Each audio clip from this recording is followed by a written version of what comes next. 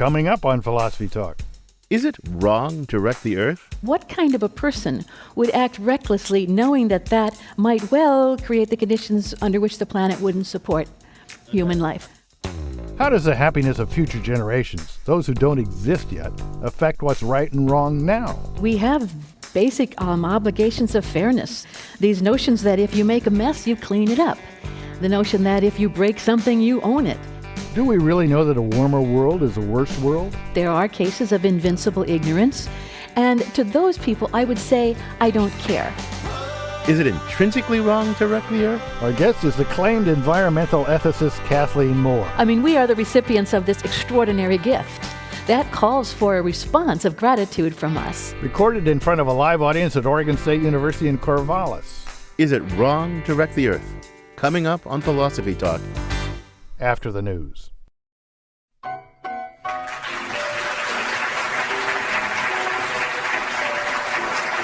This is Philosophy Talk, the program that questions everything. Except your intelligence. I'm John Perry. And I'm Ken Taylor. Today we're recording the program at Oregon State University.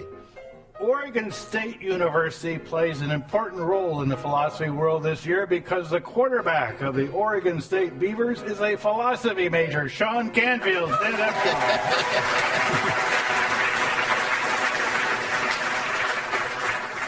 Sean is a real Kantian. He treats some people as ends. But our thinking originated at Philosopher's Corner on the Stanford campus. And we're very pleased to be here in Corvallis. Welcome to Philosophy Talk, folks.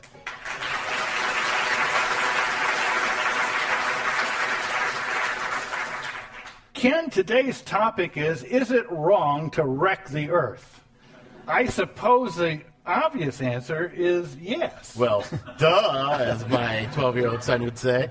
I mean, so that's, in a way, not an interesting question, but I think the answer may be more obvious than the meaning of the question. I mean, I assume that we're not asking if it's wrong for me or you to wreck the Earth right now for everybody else around, like, you keeping my Earth away from me. But it's something more like what all of us, the people that are currently alive, busily polluting the streams and the rivers and the oceans, warming the globe, killing off species and the like, and having a grand time doing it, and in the process making the Earth a less agreeable place for future generations, are doing something wrong, maybe wrong to those future generations. Well, I think you're right. That's the question we're aiming at, but I think it's still pretty clear that the answer is yes, it's wrong. Don't you agree? Well, look, don't try to back me into being the one who's going to actually advocate wrecking the Earth, John. But is it so obvious that it's wrong? I mean, suppose we frame the question like this. Those currently alive will somehow collectively decide between two options. First, we could make minimal changes to the way we live now and leave future generations a very polluted, very warm Earth, or we can make very substantial changes to the way we live now, but at great cost to our own comfort level, while leaving a less polluted and less warmed up Earth for future generations. Here's an analogy. Imagine a 70-year-old person. He's got $1 million and a disease that gives him 5 years to live. He has a struggling 40-year-old daughter, too. Now, he can do two things. He can live well for his last 5 years and leave his daughter a small amount, or he can scrimp and save his final 5 years, not enjoying all the things he enjoys, and leave his daughter comfortably well off. I mean, it would be very nice of him to do the latter, but it's not clear to me that it would be wrong for him to do the former. Well, that's a pretty good analogy, but I think there is a disanalogy buried in the heart of the analogy, like a worm or something like that. The man might think that if his daughter works hard, as hard as he has all his life, she could earn enough on her own to be well off. So he may pass up the opportunity to make her life comfortable, which would be nice of him, but he hasn't thereby deprived her of the means of having a nice life herself. But the damage we do to the world, by and large, can't be undone. The parts of the world made uninhabitable by global warming are going to be that way for a long time. The species that disappear will never be brought back into existence. It's one thing for a man not to share the money he has earned and saved with his daughter. It's another for him to destroy the possibility of her doing as well for herself. And that's what we're doing by wrecking the world the way that we are. Well, you've got a point, but there's another disanalogy.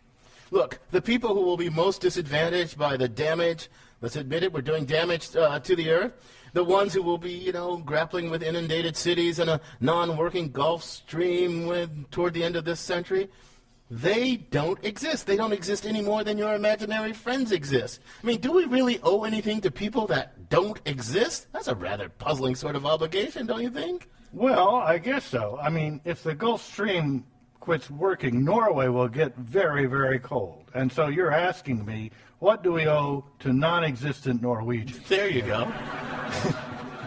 Well, it's hard to say. But maybe it's wrong to suppose that the wrongness of wrecking the earth is a matter of mistreating some people or persons that just happen not to exist.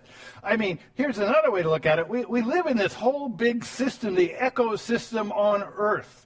It's the system wherein life of every sort has come, including human life. All life has evolved within this ecosystem. Isn't there something intrinsically wrong about harming the system that's the very ground of our existence? John, I never knew you were such a mystical god. I mean, you're an earth worshiper. You worship the earth as if it were a god. But look, what if it turned out that the best thing for the earth and the ecosystem and all the chimps and insects and frogs, what if the best thing for them was that humans would just disappear and quit screwing things up? Would you advocate that out of your earth worship? I'd have to think about it, but, we're getting a little above my pay grade here. I think we need some help. And we've got Kathleen Moore, a professor right here at Oregon State University, who's going to join us soon. She's just finished co-editing a book called For All Time, Our Obligation to Save the Future. So I guess I know where she stands. And we want to know where our audience stands, too. We'd like you to join in this conversation. But first, our roving philosophical reporter, Rena Palta, talks to someone who tracks the nitty-gritty details of how we're wrecking the Earth. She files this report. We hear a lot about climate change in the news. A vast majority of Americans, 85%, now believe global warming is probably happening. The notion that man-made gases, CO2, cause global warming is probably the greatest hoax ever perpetrated on the American people. And the kind of extreme weather scientists warned of 20 years ago. They've been cooking that science since 1998. But how much of it is true? What do we actually know about how we're impacting the planet? There are a lot of changes happening in our environment that may be connected to climate change, but actually proving that connection is pretty difficult. Philip Mote is director of the Oregon Climate Change Research Institute at Oregon State University. The problem is that as you zoom in on a locale, its climate is so variable, we can really only discern the influences of greenhouse gases on very large spatial scales. That being said, Mote believes scientists have made conclusive connections between human actions and earthly consequences. The idea of climate change really took flight after a 1967 study, which modeled the connection between rising carbon dioxide levels in the atmosphere and rising temperatures. It was a primitive experiment by today's standards. But nothing really in the last 40 years has overturned the basic conclusion from that paper, which was no matter how many aspects of the global climate system you either include or ignore, you get the same basic answer. You double carbon dioxide and you're going to increase global temperature by around 5 degrees Fahrenheit. We've built human societies according to certain understandings of what our climate looks like. Our coastlines, weather patterns, seasons are all things we take for granted when we're building houses, planting crops, and figuring out a city's water supply. Mote says those are the things that will likely change if the world continues warming. Like glaciers melting, soupy ice cracking holes in roads and other infrastructure, and species like frogs changing their mating patterns and sometimes dying out. Fish and wildlife changing the timing when different life events happen, expanding or contracting their ranges to follow a warming climate. Mote says even if we stop all emissions today, carbon dioxide stays in the atmosphere for some 50 years. And we would be lucky if things leveled off at what's still considered an alarming concentration of greenhouse gases. Every notch that we fall short of that optimistic goal of only doubling carbon dioxide means additional problems with water supply, agriculture, disease, species extinctions. The ethical question is, how willing are we to make changes in our own comfort level, our own economic strength this year and the next 10 years so that those eventual consequences are not as bad? Science can only go so far in describing the problem. The sort of ethical and philosophical dimension of this is critical.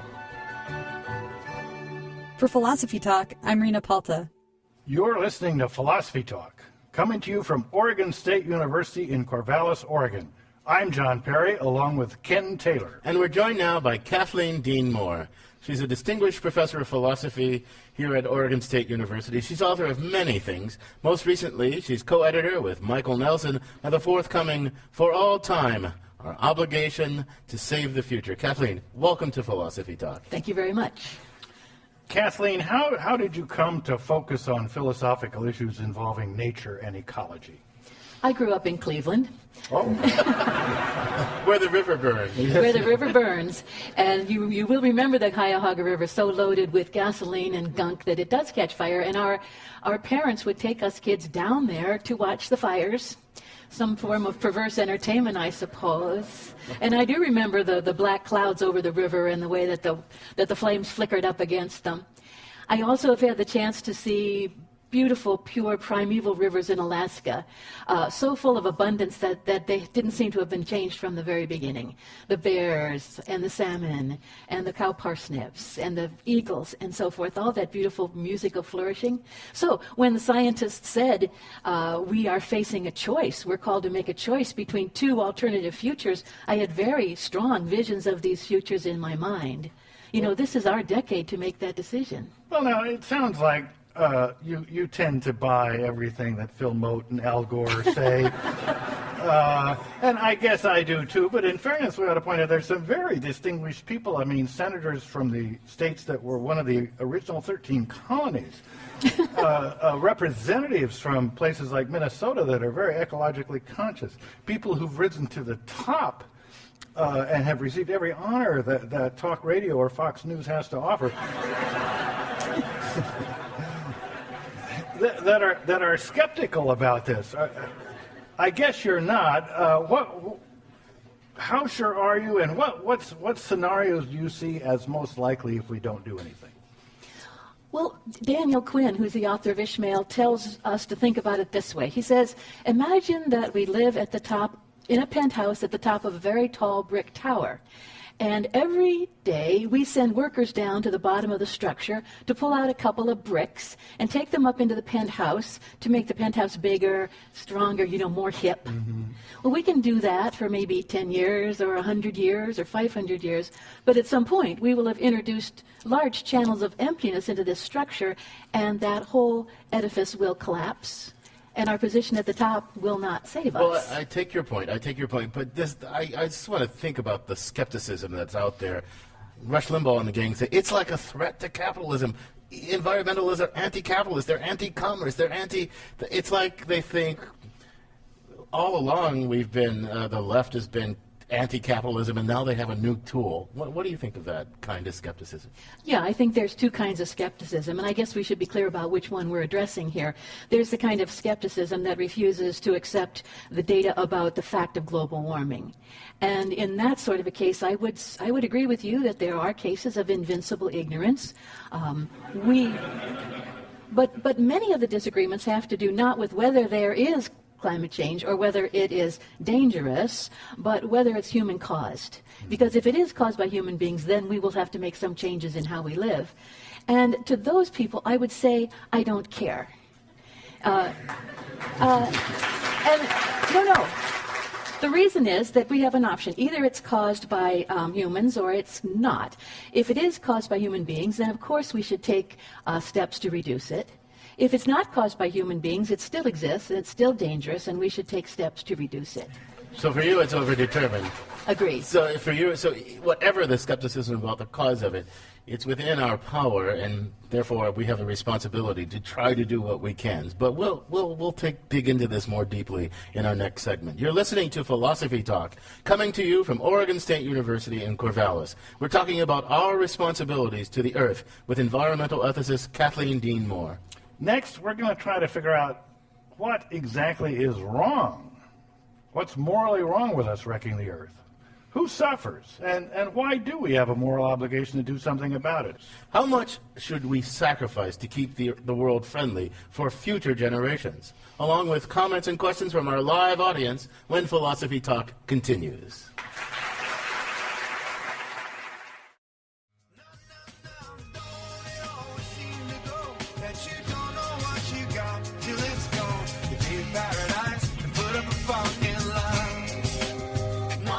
Welcome back to Philosophy Talk.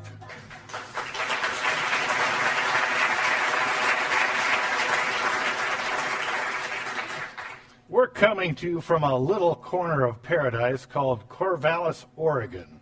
I'm John Perry. And I'm Ken Taylor, and we're discussing our obligations to the planet and to future generations. Our guest is Kathleen Moore from Oregon State University.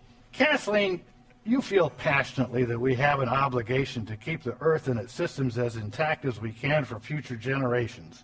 But here at Philosophy Talk, we question everything. So what's the source of that duty? Non-existent future generations? Why should we care? The ecosystem itself? The command God gave us to take care of the Earth? What exactly is the source of this obligation? Well, all of those, all of the above, and certainly more. And gratitude for the great gift of the earth, and compassion, and an unabashed love for the earth, and respect for life, and moral integrity, and justice. So maybe we should talk about... That's a whole lot there. Wait a minute. I want to slow down a bit. Okay. I want to slow down. Because I get puzzled about the idea that we owe future generations anything, because since they don't exist, how can we?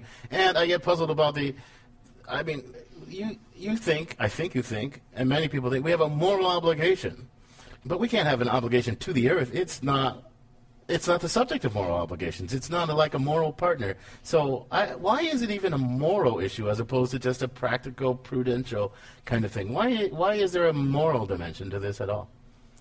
Well, let's take all those questions kind of separately. The first question you asked me had to do with how can we have an obligation to non-existent beings? Right. And I think that we have obligations all the time to abstractions. We honor our obligations to the future. Oftentimes, let me cite Martin Luther King's I Have a Dream. It was I have a dream for the future. It was I have a dream for all those children.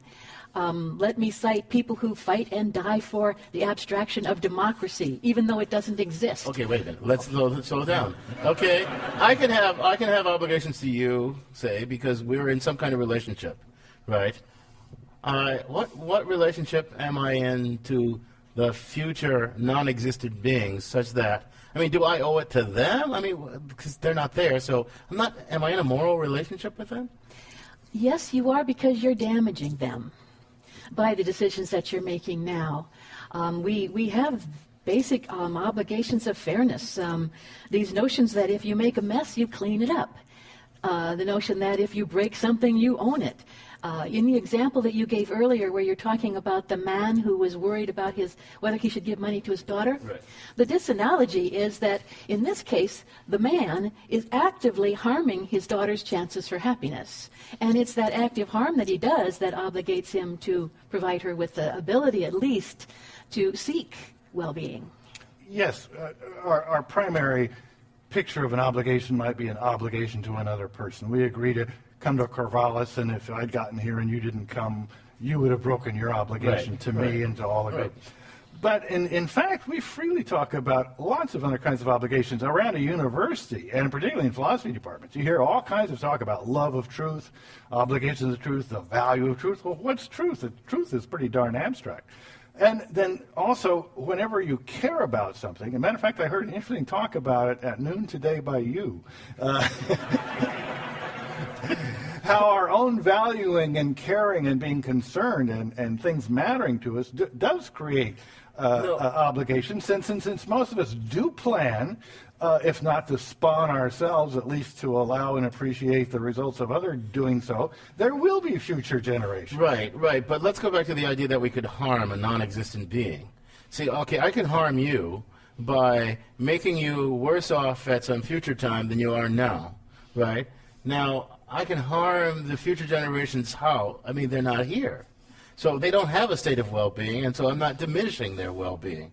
Now, I'm not trying to say we should wreck the earth. I'm just trying to understand, in virtue of what, there's a moral dimension in terms of justice or obligation or right and wrong to this question. I'm trying to understand the source of it as a moral dimension. While Kathleen loads up the heavy artillery, let me just note, take our offices at Stanford, right? Our offices at Stanford are terrible, right? Because somebody a long time ago took a wonderful 18-foot rooms and put a ceiling in at 8 feet so that we could have 2 stories worth of crummy offices instead of 1 story worth of elegant offices. And if you're on the 2nd floor, the windows are at your feet. Yeah. Now, when I sit in my crummy 8-foot office, I'm irritated with the people that made that decision, right? I feel they harmed me, even if I hadn't been born at the time they made that decision, which I probably was, unfortunately. But still, I was just an abstraction to them, but the harm they did to me is real. Future generations will blame us, and they'll be right to do so. Doesn't it follow that we must owe them something? What do you think, Kathleen? Well, I certainly agree with John. There are difficulties, I acknowledge, with the notion of trying to understand in the usual terms of discussing obligations, which generally are person to person. But if you create the conditions under which it's impossible for people to thrive, then at the point when they're seeking a decent life, then they have become harmed. Right. So I want to just let's ask you to follow up on John's thought, because I wonder, so if we were to keep going the way we're going, and the future, and we lasted long enough to be around when the future generations had to pay these costs, I do take your point that if the guys who divided the building that way were around now, I'd say, what the hell were you doing? What the hell were you doing? But is that more than my expressing my displeasure at what they did? I mean, can I really say they violated my right to a high office, with sweeping ceilings? Can I really say they violated a right of mine? I wouldn't use the language of rights, because I think that is trapped in the old way of thinking about human beings as individual and as the locus of value. And I think we have to start thinking a little bit differently about people as part of community. So I wouldn't invoke the notion of rights. I think at this point I might think a little bit about integrity. And it may be that the question that we should ask is not so much what should I do, but who should I be? And maybe what we're thinking now is about what kind, not have we done harm, but what kind of a person would act recklessly, knowing that might well create the conditions under which the planet wouldn't support human life. That's an interesting thought, and I'll remind our audience, this is philosophy talk. We're talking about, is it wrong, and why is it wrong to wreck the earth? We're here at Oregon State University in Corvallis, and we'd love to have questions from our live audience. And we've got a questioner on this side of the auditorium now. Welcome to Philosophy Talk, sir. Well, thank Tell us you. your name and then give us your comment or question. My name's Joe Magner. And my question concerns, we've been talking about human beings and what we owe human beings, but we're really part of the overall earth itself. And do we owe anything to the other creatures and the potential for them? That's a good question. John is a earth worshiper, right? I mean, you really are. And you say absolutely. And I think you think the earth itself kind of deserves a kind of respect and reverence from us. Do you agree with that? I do. I mean, we oftentimes talk in terms of the instrumental value of the earth, its uses for us, the ecosystem services. But I also would say that the earth and all the species that you were mentioning have an intrinsic value as well. And when I say that, people oftentimes go, well, what could that possibly mean? That's so abstract, I can't figure it out. So what I ask them is to think of this thought experiment. If you were the last person on Earth, as all of us were bailing out, and you were stepping onto the steps of the rocket ship that was going to take you away, in other words, if the Earth was going to have no use for human purposes whatsoever, would it be wrong for you to light the fuse that would destroy every species left on the planet? Well, If you think that it is wrong, then you in some way honor the intrinsic value or the value of the diversity of life beyond its usefulness for human purposes. well, but wait a minute. I would not destroy paintings. I think they're beautiful things. I would not just take anything of beauty. But I don't think I'm obligated to the painting. But I don't owe it to the painting not to destroy it. But you probably have negative obligations towards other people, and who value it. But I wonder if you don't have a negative obligation to at least to the values of the painting or the beauty of the painting. Let me take this a little bit different direction. Now, you mentioned Daniel Quinn. His prescription, or at least Ishmael's, the ape in his book, is very radical. You know, we went off the rails with Cain and Abel. We shouldn't have started agriculture. We should have stuck with hunting and gathering. I suspect your prescription is not that radical. But it sounded like it might be pretty radical. You're talking about individualism. That's a pretty solid American philosophical value. How much of the way we look at the world, what we value in the world, the basic philosophical views we have about rights and individuals, how much will we have to give up to really change things in the way you think they need to be changed? There are people who argue that we will not make progress on climate change and environmental degradation until we have a sea change in our worldview. And we have been thinking for so many centuries that we are the center of the universe, that the universe was created for us, that we are essentially individual, and that we find our true being in the competition among essentially people of equal strength. But ecologists and almost all the religions of the world are telling us quite a different story about ourselves, that we are part of interdependent network of intricately organized parts, and that our fullness of human being is a matter of strengthening and making those interrelationships flourish. So it may well be that until we can get over ourselves and the notion that we might be kings of the universe and understand ourselves as part of a network, that we can't make the steps that we need to solve these problems. We've got more questions from our live audience. Welcome to Philosophy Talk, sir. Hi, Devin Monahan, longtime listener, first time more than listener. My biggest question is, does Earth have the systems to kind of balance out humanity's effects, in spite of our best efforts? That would be so good. Well, honestly, I think the problem is that geologic time is slow. I mean, the dinosaurs were wiped out in an instant, but now the Earth teems with new life forms. But it took a long time. So the human time scale is small. Geologic time scale is large. So maybe over millennia, and but we don't want to wait that long. But we've got more questions on this side of the room. Welcome to Philosophy Talk, sir. Tell us your name and your question. My name is John Dorbolo, Oregon State University.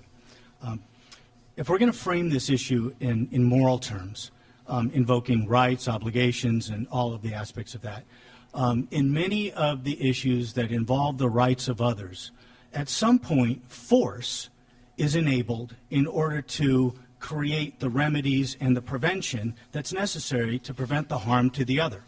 And so I'm wondering, in this kind of case, and I think this is one of the sources of the skepticism that we hear, at what point, or is there a point at which we envision force being used in order to create the conditions and prevent the harms? I think that's a very good question. Thank you for that question. I mean, there's a kind of liberty. I mean, exercising human liberty, capitalism and all that has polluted the earth. Right? To undo that, some people fear, I think, that we have to radically curtail human liberties. What do you think? Well, just to kind of put it in concrete terms, in America, people have been very critical of the Chinese for limiting the size of families and saying that it violates basic human rights and so forth and so on. At the same time, it seems like that's the sort of thing that will have to be done to make any big changes. So there does seem to be a fundamental issue there. But now I'll turn it over to you. Well, we are trying to avoid the use of force, obviously, by making this a market issue and the cap and trade strategies, which I am deeply suspicious of. I don't believe in force at all, but I also don't believe in marketing and selling the right to pollute, or the right to injure children's health. I think that's an appalling solution. I think we've got time for one last question before the break. I'm Jonathan Zaworski. I'm a mechanical engineering student here, so I will not pretend to be a philosopher in any way, shape, or form. But I have to wonder, the name of this discussion is it wrong to wreck the Earth? Which seems to be making the assumption that climate change is inherently a bad thing, which I have to wonder about, because if you'll forgive the hijacking of your metaphor, you were talking about your office earlier, and now you have, instead of a beautiful 18-foot ceiling, you have crummy little 8-foot ceiling. But my question is it possible that in doing that, it allowed them to give offices for another set of people, which is better for the department as a whole, even if it's worse for you personally? So is change in the environment, changing in the climate, bad for the world as a whole, or are we just being arrogant in assuming that it is? Well, that's a very good question. My sense is that we're being a little unarrogant in the sense that it probably won't be so bad for us or for you here in Oregon as it will be for people a long ways away in Africa. But I don't know. Maybe Kathleen knows. I don't know either, but we are living in a very finely evolved and intricately interconnected, tightly balanced system. And to introduce change into that system in a reckless manner seems to me to invite disaster. So I hope that you're right, that maybe the benefits would outweigh the costs. I'm not optimistic. You're listening to Philosophy Talk. We're asking whether it's wrong to wreck the Earth, and if so, why. Our guest is Kathleen Moore from Oregon State University. In our next segment, we'll get practical. What should we really do that in a realistic way could fulfill our obligations to the Earth and to future generations? We're coming to you from Oregon State University in Corvallis.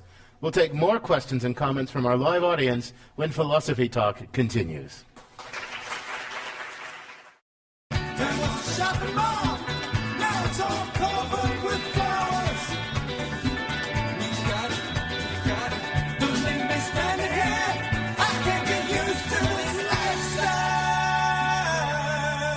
Welcome back to the program.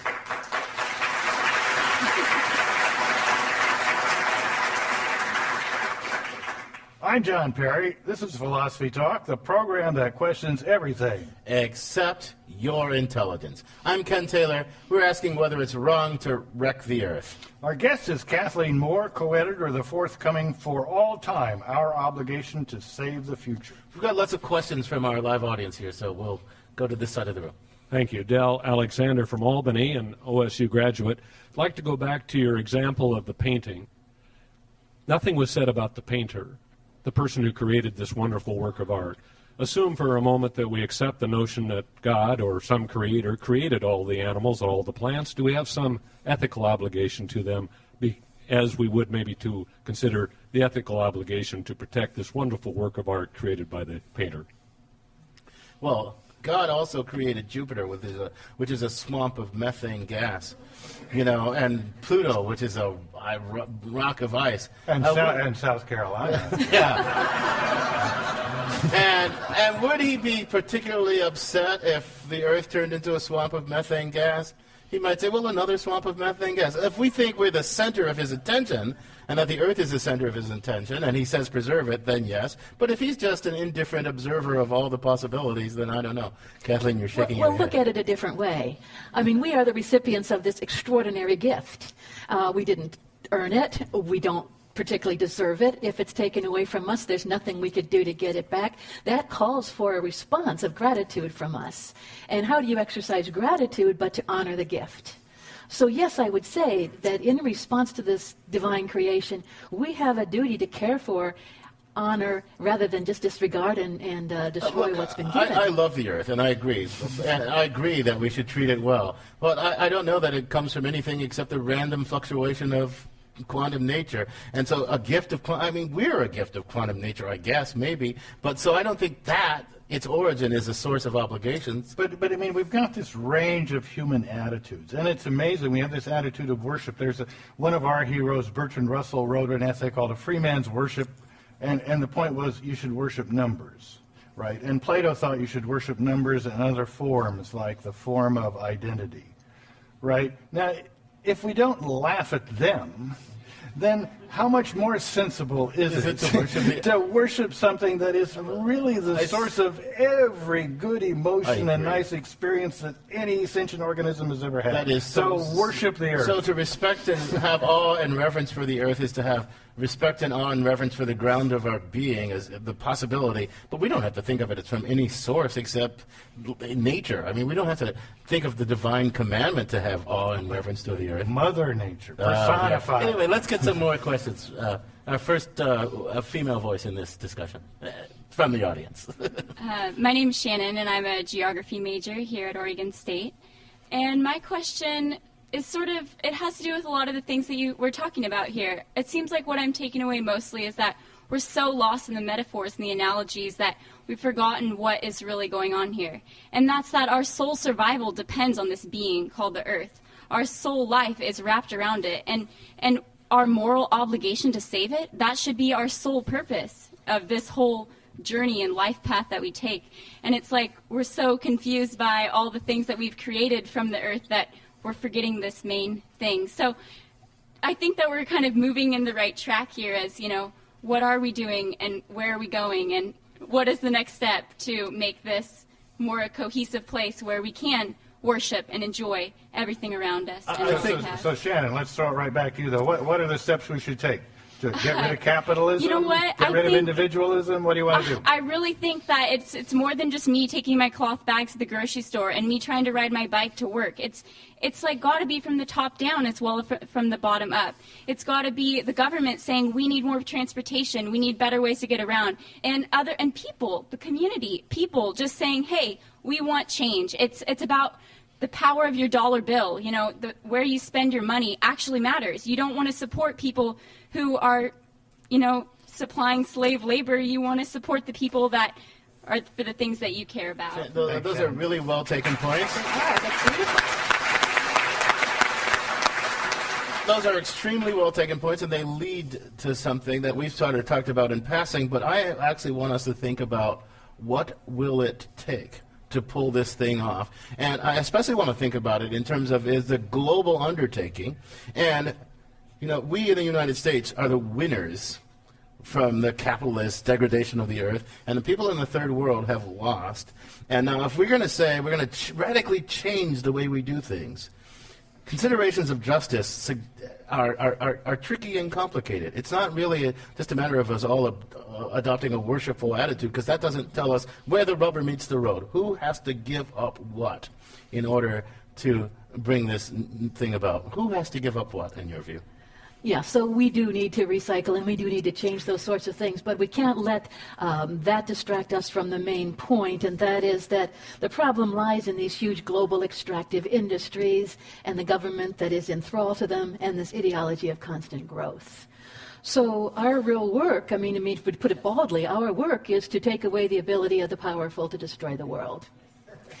And let me push back there a little bit. Because that's my job as host. He's a powerful guy. That's my job as host. So take away the ability of the powerful, that's the corporations and the governments, the military-industrial complex. But the consumption in the world is not driven by those big top-down guys. It's driven by us, with the bigger houses, the bigger pools, the bigger cars. And moreover, we're at a stage in history where the third world, the developing world, they want in on that consumption. So you're not just saying to the big, powerful corporations, you're saying to the whole human species, rebalance your consumption. And you're saying it at a time when we consume all this stuff, and all those people who want to get on the game, it's coming at a very bad time for people in the third world, isn't it? Well, What I think it calls for among all us relatively privileged, relatively guilt-ridden people is conscientious objection. I mean, we remember this from the Vietnam War. It's the refusal to allow powerful institutions to make us instruments of death and destruction.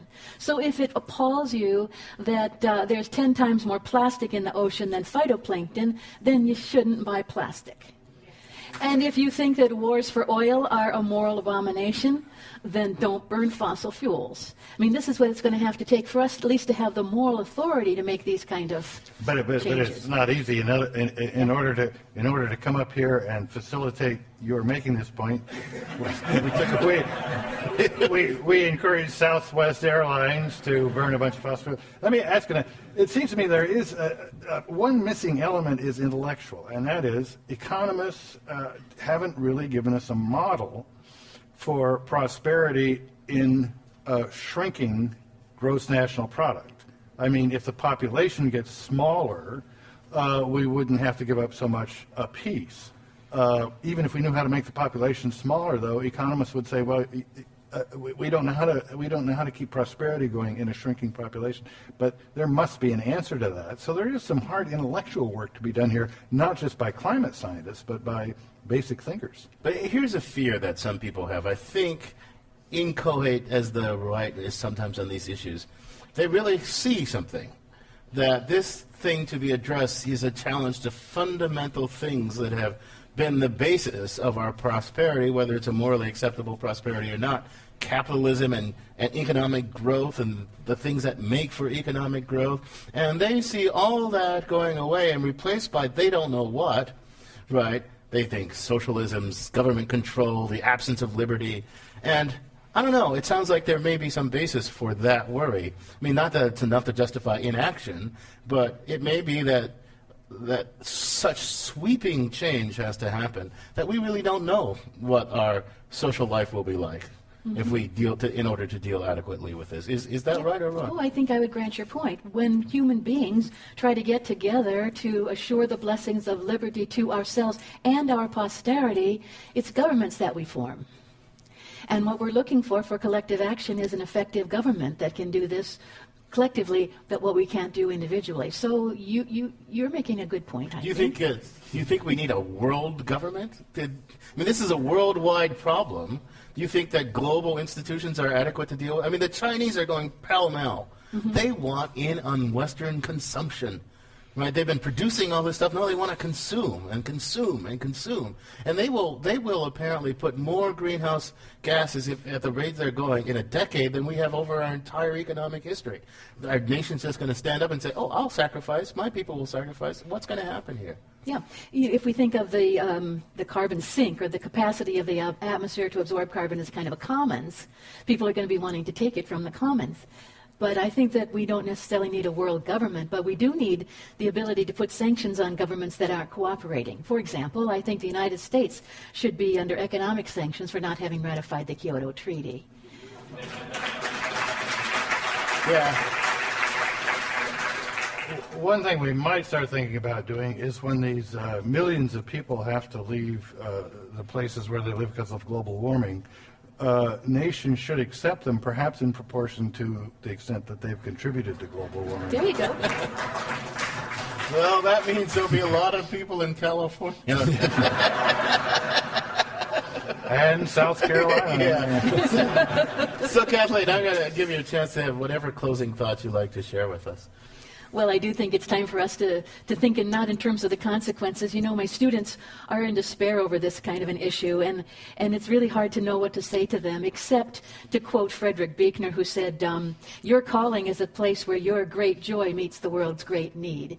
And that's what I would want us to conclude with, is that this isn't all a matter of desperation. This is a matter of finding what you truly care about and then devoting your life to its protection. Well, on that uplifting note, I'm going to thank you for joining us. It's been great having you. Thanks for inviting us to your house.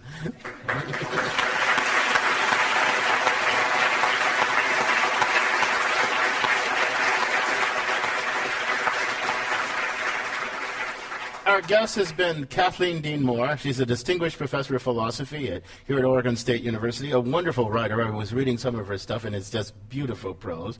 Author of many things, most recently co-editor with Michael Nelson of the forthcoming For All Time, Our Obligation to Save the Future.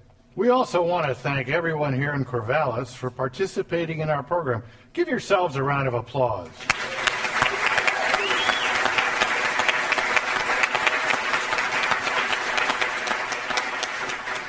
Okay, John, so you got any final thoughts? I mean, I share a little bit of the pessimism of Kathleen's students, right?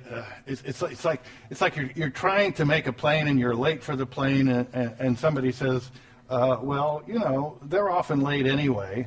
And that's a comforting thought. So in a way, I find the right wing very comforting. Maybe they're right. The science isn't right, global warming won't be so bad, and so forth and so on. I mean, I hope they're right, but unfortunately I don't believe they're right. No. I'm not sure we can do much. It may not be a matter of knowing what to do, but being able to do it. So I'm reminded of that movie On the Beach, where they know the world is coming to an end, and they have to figure out what to do with their last moments, and that's kind of sad. Look, I think we are always shirking hard decisions, but now the moment is upon us, and we have to rethink human life. We have to rethink social organization. We have to rethink economies, and it's a good time to be a philosopher because that's what we do: rethink human possibilities and human configuration. So, you know, in a way, I'm glad that we were at such a moment. Little Kenny Sunshine. Well, on that note, this conversation continues, as always, on our blog, theblog.philosophytalk.org, where our motto is cogito ergo blogo, I think, therefore I blog. And also, if you're a Facebookie, we have an ever-growing Facebook page. We got 2,500 Facebook fans, and if you spend your time on Facebook, waste some time on the Philosophy Talk page as well. You could also download podcasts of our program from our website. For the final word, we turn to the ecological speed trap, Ian Scholes, the 60-second philosopher. Ian Scholes. Whenever I hear talk about obligation to the future, it makes me nervous. The Third Reich was supposed to host a glorious future that would last 1,000 years. Instead, it flamed out in 6, taking millions of people along with it. I have a hunch that this, along with the failed Marxist future and recent alarms about capitalism, have a lot to do with the resistance to doing something about global warming, say, or any of the other numberless ills that plague the present. Dreaming about a better future has often led to a world much worse. And then there are the Jonestown suicides, the suicide by cop of the Branch Davidians, the homicidal kids at Columbine, the Heaven's Gate suicides. All were infected by the belief that there is no future at all. And there are those who believe that the future will come to a screeching halt, and soon. The rapture, the Antichrist, the return of Satan, the return of Jesus, the final battle, the end with 1,000 exclamation points. Those who believe that the rapture is coming feel an obligation to the future, yes, but only that future which contains the bullet points of prophecy, which is why so many born-agains are avid supporters of Israel. One of the bullet points of the end times is that Israel must remain intact. That's so the forces of the Antichrist can wipe out 2/3 of Israel just before Armageddon destroys the world.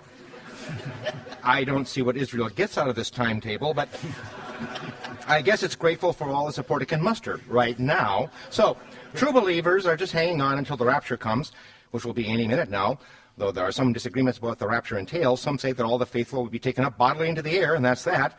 Others say that when the faithful are taken in the air, Jesus will come to meet them halfway. And later on, after fire, pestilence, war, starvation, and so forth, they'll all come back to earth together to gloat in the ruins.